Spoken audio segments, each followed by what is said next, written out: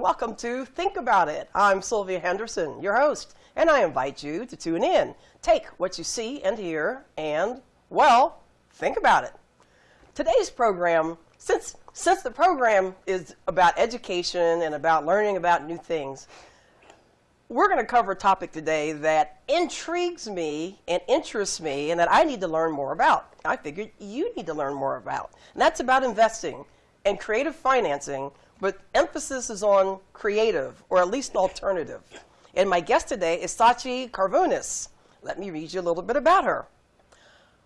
Building wealth involves taking control of your financial picture and freeing up cash flow for investing. It could also include alternative assets for your IRA. Keep your ear on that word. Satchie Carnivours works with people to show them the benefits of self-directed IRAs. She's a regional manager with a Maryland-based self-directed IRA administrator, finding creative financing for investors with hard money lenders and developing private money lenders for individuals and investment companies. Satchie graduated cum laude with a BA degree in English from Emory University. She has a background in statistics, financial services, and sales. She speaks to professional associations throughout the South, Mid-Atlantic, and Northeast United States about self-directed IRAs. She sponsors real estate investment groups, leads networking groups in Columbia and Rockville, which is where I met her, and she practices what she preaches. She's been a real estate investor since 2006, owning property notes in a private equity position with a private lending company in her IRA, and commercial property with her personal funds. Originally from Miami, Florida, she moved to the D.C. area in 1982. She's married with 2 daughters, ages 23 and 21. Satchie, did that sound like you? Yes, it did. Okay, welcome. Thank you. Welcome to Think About It. I always get a kick out of reading bios because people sit there going, is that me? I know, we think about it in the third person sometimes, like, who's she talking about? That's right. Okay, I always start with the program with the personal story. So, what caused you to be interested in finance and especially creative financing? How did you make this your business? Well, that's an interesting story because I really was never interested in finance. If you read some of these things about IRAs, it can, especially if it's late at night, it puts you right to sleep. Yes, glaze over.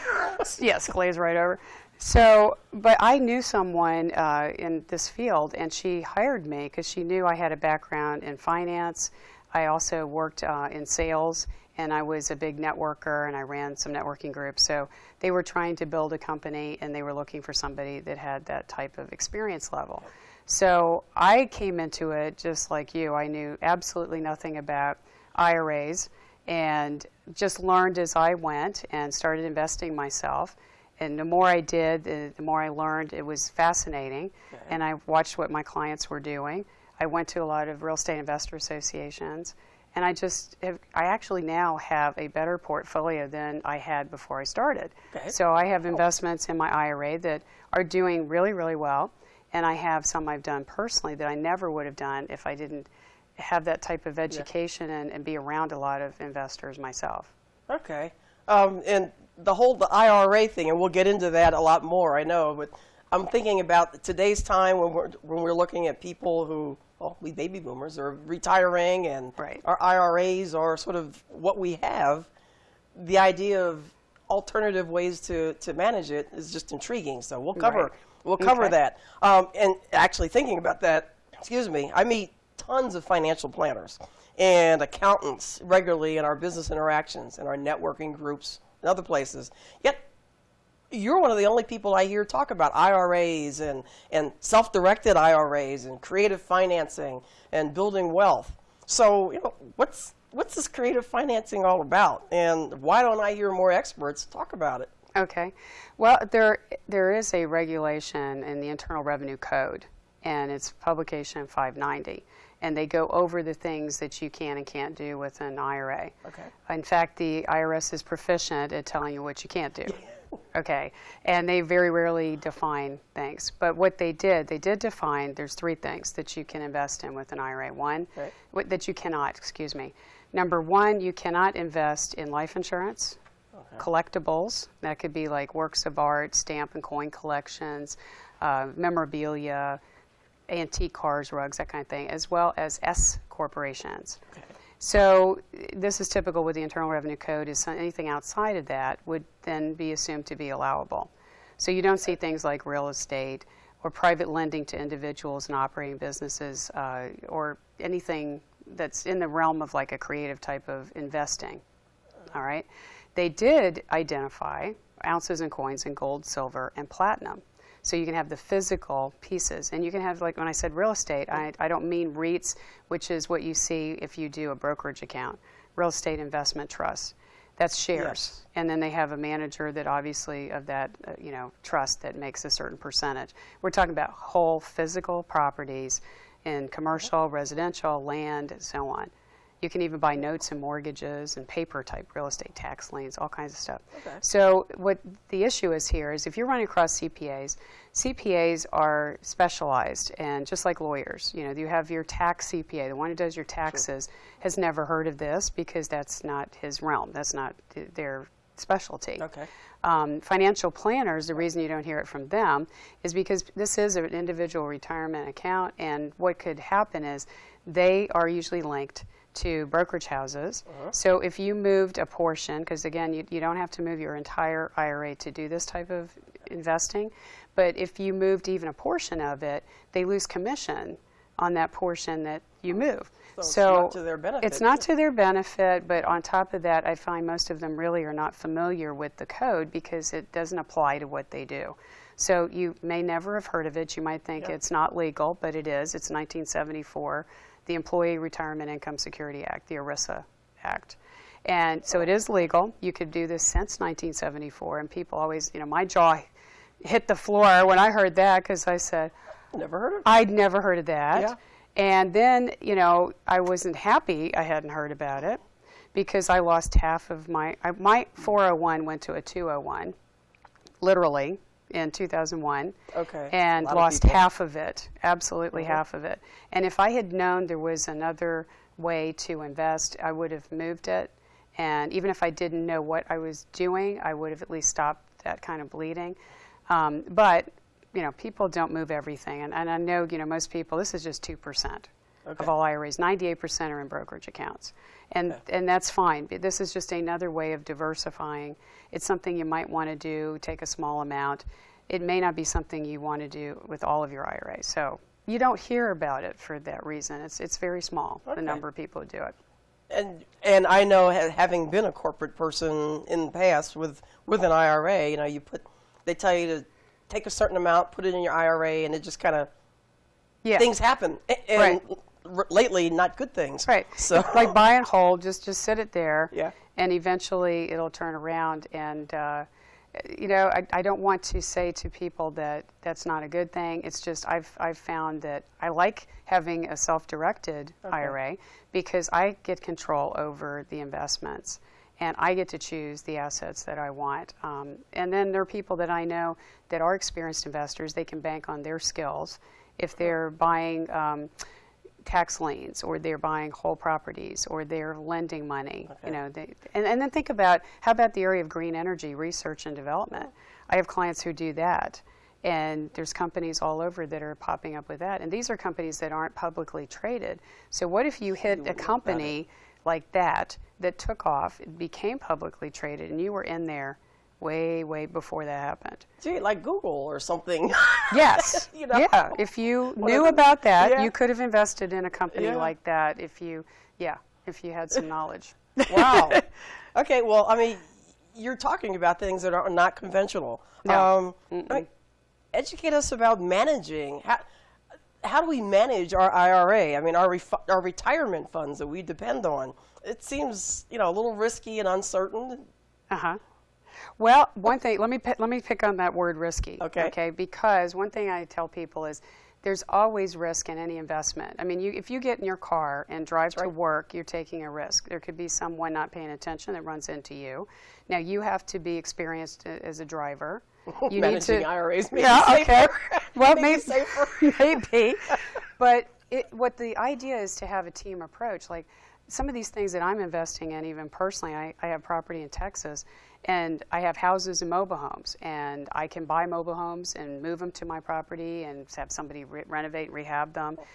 All kinds of interesting creative types of things like that I never did before.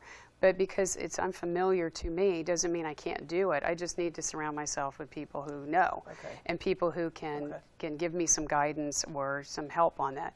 One of the things I would recommend is there's a book called IRA, Wealth, W-E-A-L-T-H, by Patrick Rice. And that book is one that was required reading for everybody who is doing kind of what I do.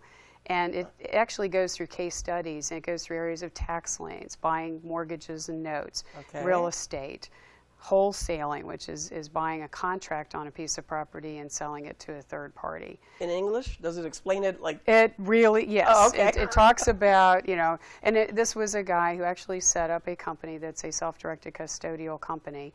And he was explaining what he had to do for his uncle, who was retiring from the Navy. And then he had to build it quickly because he didn't have a lot of growth in it.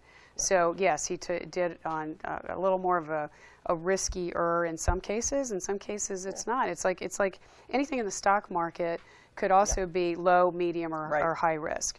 And the same thing is true in certain types of real estate and other types of investing. I see people who are doing things that are very low risk in this type of investing as well as higher. That's a personal decision. But see, risk is key to each individual. Some people are risk averse, and some people like to take risk. And that would be true whether they invested in the stock market or they did this type of investing too. So I presume then there are different vehicles for where you can direct your IRA based on the riskiness of that vehicle or the... Right. Now, there's some people who are investing in those ounces and coins of gold, silver, and platinum because right now, if you think about this, gold is going through the roof and silver is going through the roof. What if you had purchased that in your IRA early on? And we're talking about the whole coin ounce, and we have a vault. There's a vault that you can see that sucker. You can physically go hold it and touch it, and it's actually another asset in your IRA. And one thing I wanted to point out, too, is a lot of people think, oh, I'm borrowing from my IRA. I'm taking money out of my IRA. Yeah. You're not, because you can't borrow from an IRA. You can borrow from a 401, where you're working. But you cannot borrow from an IRA. An IRA cannot guarantee a loan, and you can't give a personal guarantee for a loan. So there's some things when you're buying whole properties that you can leverage with this IRA, but they're not your conventional lenders because they cannot take a personal guarantee or a guarantee from an IRA. So there's some of those. But there's so many things that you can do, like that. Interesting. Yeah. And clearly, we're going to take a break in about a minute, so I didn't want to jump into a scenario yet. But clearly, education and real quickly, what do you do to help people learn about this? Well, I guess speak on the topic as well. And coming up this Sunday, I'm going to be presenting with an investor who happens to also run one of the largest real estate investor associations in Baltimore. And I'll be guest speaking, and it's purely educational. We have to follow SEC regulations, no offerings, no guarantees of income, things like that. True. So, you just have to say, this isn't going into this particular property that he does. You can't say your money's going into something. But he's going to give the history of Baltimore, and he's going to talk about the things you need to have document-wise to protect your investment. How do you secure your loan to an investor? And I'm going to be talking about a vehicle that people aren't thinking of. They're thinking of personal money, but they can do it with both. And I'm going to stop you right there because we'll come to a break. When we come back, some of the education for the viewers will be taking a couple scenarios and figuring out what would happen with them. So with that, we'll be right back. So, do you have any questions? What is your soup of the day? We have a mulligatawny soup. Oh, do you have any specials? We have a steak special today. Oh, how's that cooked? That's pan-seared and then... Does it come with a side dish? Is it grilled? Can I have it steamed? So, what do you recommend? What kind of pie do you have? You're an actor. Aren't you from Ohio? Any questions?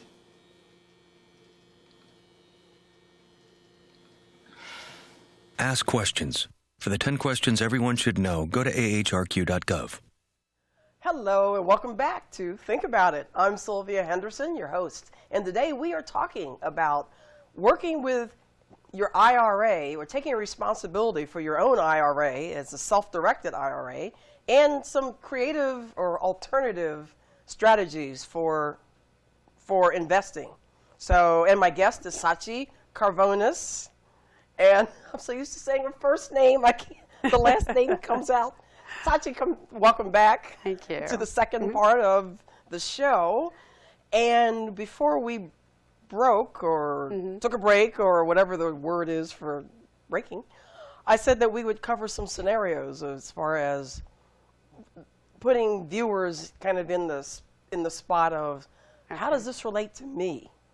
So the first scenario I wanted to cover with you is somebody like me. I mean, I was corporate wonk for years and years, grew an IRA or had an IRA established.